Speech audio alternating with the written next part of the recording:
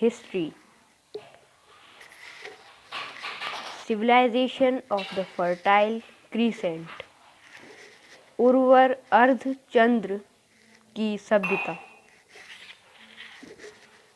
Mesopotamia is the name given to the broad fertile valley that lies between the rivers Euphrates and Tigris in West Asia. Mesopotamia नाम एक विस्तृत उर्वर घाटी को दिया गया है जो कि यूफ्रेटस और टिग्रिस नदी के मध्य पड़ता है पश्चिमी एशिया में. The name in Greek language means the land between the two reverse. यूनानी भाषा में इसका अर्थ है दो नदियों के बीच की भूमि. The valley is also known as the Fertile Crescent. इस घाटी को उर्वर अर्धचंद्र भी कहा जाता है क्योंकि इसका आकार अर्धचंद्र की तरह लगता है. इन Mesopotamia in about 3500 BC, perhaps the world's first civilization developed. Mesopotamia में लगभग 3500 ईसा पूर्व में शायद विश्व की पहली सभ्यता विकसित हुई, which is known as the Sumerian civilization, जिसे कि सुमेरियन सभ्यता के नाम से जाना जाता है. Before that, this region saw Neolithic and Chalcolithic settlements in the Ubaid period and the Uruk period.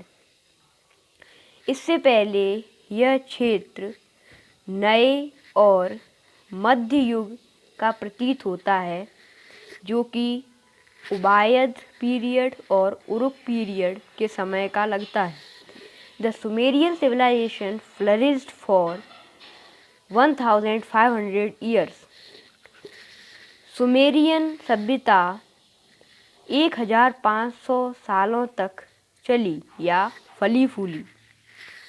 The main cities were Ur, लगाश, निपुर and किश. इसके मुख्य शहर थे उर, लगाश, निपुर और किश. King Sargon of Akkad invaded and conquered the Sumerian city-states in about 2300 BC. अक्कड़ के राजा सैगोन ने Sumerian शहर पर आक्रमण किया और इसे 2300 BC में जीत लिया. He established the Akkadian Empire in Mesopotamia. उसने मेसोपोटामिया में अक्कड़ साम्राज्य की स्थापना की. However, after the decline of the Akkadian Empire, again the city-states became powerful and soon Ur became the most powerful under the rulers Urnama and Shulgi. कुछ भी हो, अक्कड़ साम्राज्य के पतन के बाद फिर से शहर ताकतवर हो गए. उर एक बहुत शक्तिशाली शहर बन गया. उरनामा और शुल्गी शासकों की वजह से. After this, Babylon became a powerful state under its ruler Hammurabi, who is known for his famous code of law. इसके बाद बेबीलोन एक शक्तिशाली राज्य बन गया इसके शासक हम्मुराबी की वजह से, जो कि उसके कानून की वजह से प्रचलित है. The Babylonian Empire was defeated by invaders called Hittites. Babylon का साम्राज्य को हिटिट्स नाम के आक्रमणकारियों ने हरा दिया. After this, the Assyrians, who were settled in the highlands in the north, became very powerful. इसके पश्चात असीरियंस, जो कि उत्तर के ऊंचे मैदानों में रहते थे, वे सबसे ज़्यादा शक्तिशाली बन गए. King Nebuchadnezzar II revived the power of Babylon in the new Babylonian Empire in about 600 BCE. King नाबूशाडनेज़र द्वितीय ने बेबीलोन की शक्तियों को या बेबीलोन की पावर को न्यू बेबीलोनियन एम्पायर में लगभग 600 BC में फिर से जिंदा किया. मतलब बेबीलोन को उसने फिर से एक शक्तिशाली राज्य बना दिया. Mesopotamia thus is known as the cradle and grave of many civilizations, as various civilizations rose and fell here. इसलिए मेसोपोटामिया को पालना और कब्रिस्तान दोनों कहा जाता है, क्योंकि यहाँ पर कई सिविलाइजेशंस फली फूली और उनका पतन भी हुआ. Now we have moved on the next page, and the next topic is the Mesopotamian civilization. Social structure. सामाजिक ढांचा. In Mesopotamia, the king was regarded as God's representative on earth. He stood at the apex of the society. The society was divided into 3 categories. Mesopotamia में राजा को भगवान का प्रतिनिधि माना जाता था. वह समाज के सबसे ऊपरी भाग में था, मतलब समाज का सबसे मेन व्यक्ति था. The society was divided into 3 categories. Now समाज को on the next 3 page श्रेणियों में बांटा गया था. Topic is first the priests, the officers and the members of the royal family formed the upper class.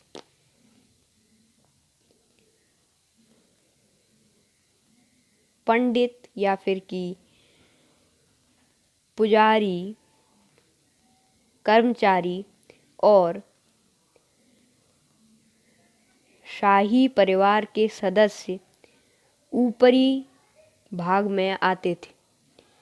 The merchants, farmers, artisans and small land owners formed the middle class. व्यापारी, किसान, कलाकार और छोटे जमींदार मध्यम श्रेणी में आते थे. तीसरा, the lower class comprising slaves included mainly prisoners of war. निचली श्रेणी में गुलाम, कैदी आते थे और युद्धबंदी आते थे.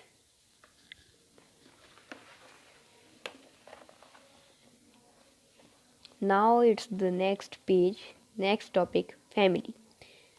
The basic unit of the Mesopotamian society was the family. The society was mainly patriarchal. Mesopotamian समाज की मुख्य इकाई परिवार था.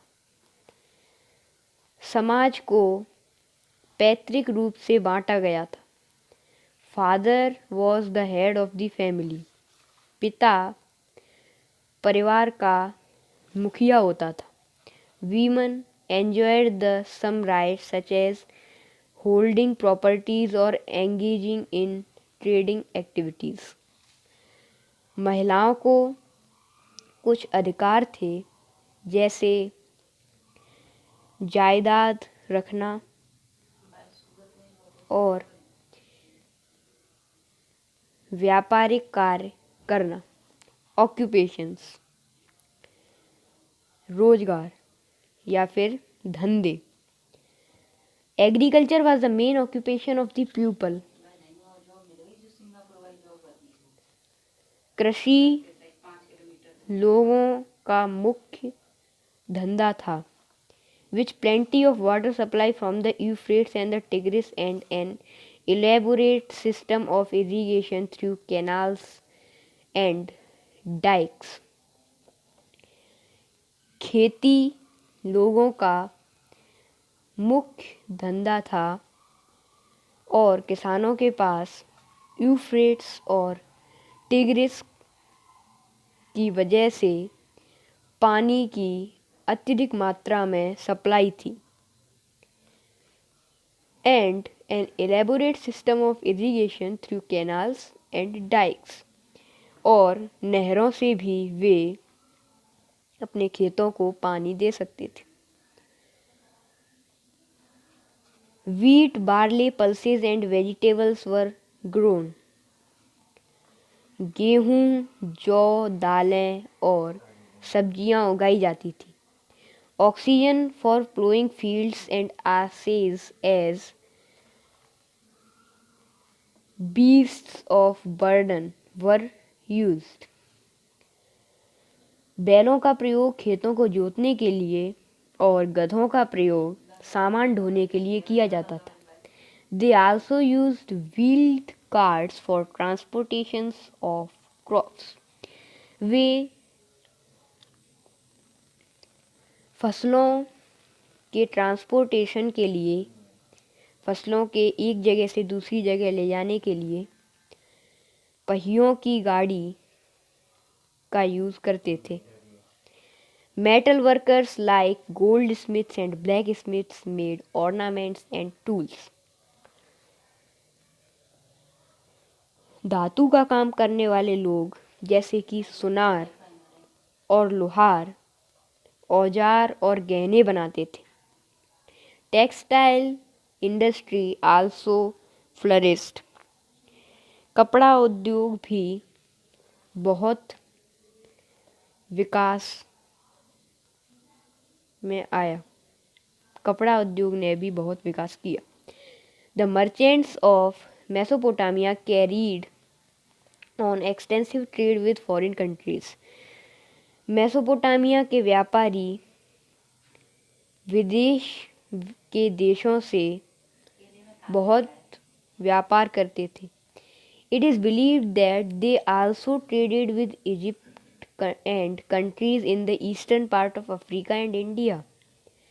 ये भी माना जाता है कि वे इजिप्ट और अफ्रीका और भारत के पूर्वी हिस्से में भी व्यापार करते थे। They imported timber and luxury goods like ivory, pearls, spices, shells and silk from India. वे लकड़ी, कई अच्छे सामान जैसे कि हाथी दांत, मोती, मसाले और भारत से रेशम का आयात करते थे। मीन्स भारत से उनके यहाँ पर ये सारी चीज़ें जाती थी। The discovery of Indus valley seals in the Mesopotamian region shows that extensive trade existed between the two countries.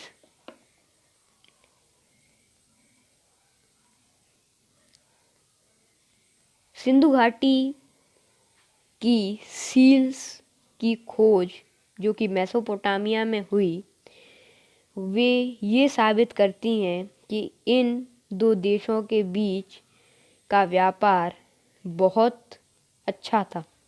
Trade and commerce increase the prosperity of the people. व्यापार ने लोगों की संपन्नता को बढ़ा दिया। नाउ